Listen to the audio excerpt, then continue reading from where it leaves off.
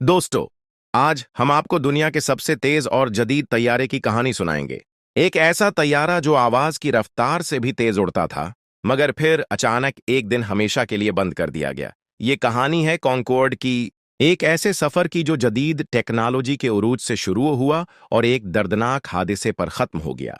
इस वीडियो में हम आपको बताएंगे कि कॉन्कॉर्ड कैसे वजूद में आया, कैसे कामयाब हुआ और आखिरकार उसका इख्तिताम क्यों हुआ।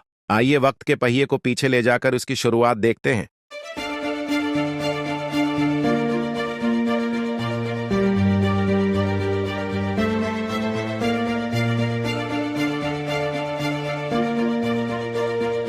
नाजरीन ग्रामी, 1950 और 60 की दहाई दुनिया में साइंसी तरक्की का दौर था। इंजीनियर्स एक ऐसे तैयारे का ख्वाब देख रहे थे जो आवाज की रफ्तार से भी आगे जा सके।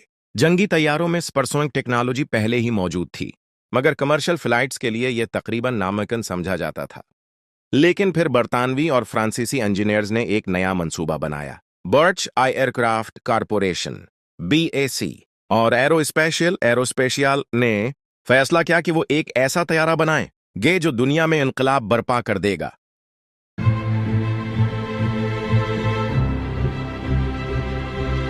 उन्नीस में एक तारीखी मुआहदा हुआ। बरतानवी और फ्रांसीसी हुकूमतों ने ऐलान किया कि वो मिलकर दुनिया का पहला सुपरसोनिक कमर्शियल जेट बनाएंगे। लेकिन ये इतना आसान नहीं था, क्योंकि इस तरह की टेक्नोलॉजी बनाना एक बहुत बड़ा चैलेंज था।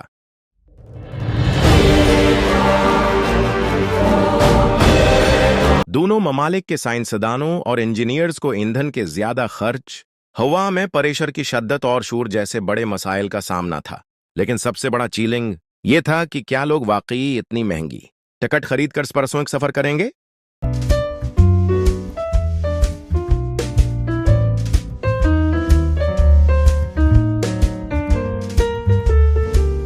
उन्नीस में कॉन्कॉर्ड का पहला प्रोटोटाइप तैयार हो गया।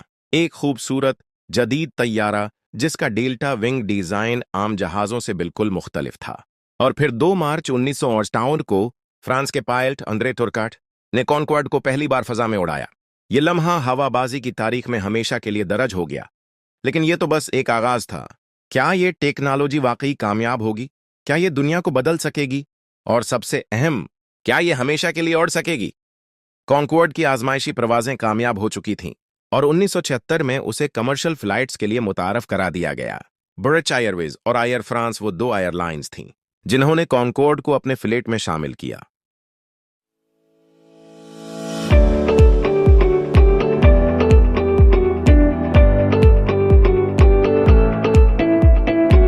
यह तैयारा अपनी 2180 किलोमीटर फी घंटा की रफ्तार की वजह से किसी भी दूसरे हवाई जहाज से दगनी तेजी से सफर करता था। लंदन से न्यूयॉर्क का फासला, जो आम तौर पर 7-8 घंटे में तय होता था, कॉन्कॉर्ड ने सिर्फ 3 और 5 घंटे में मुकम्मल कर लिया। कॉन्कॉर्ड में सफर करना किसी अयाश जिंदगी से कम नहीं था।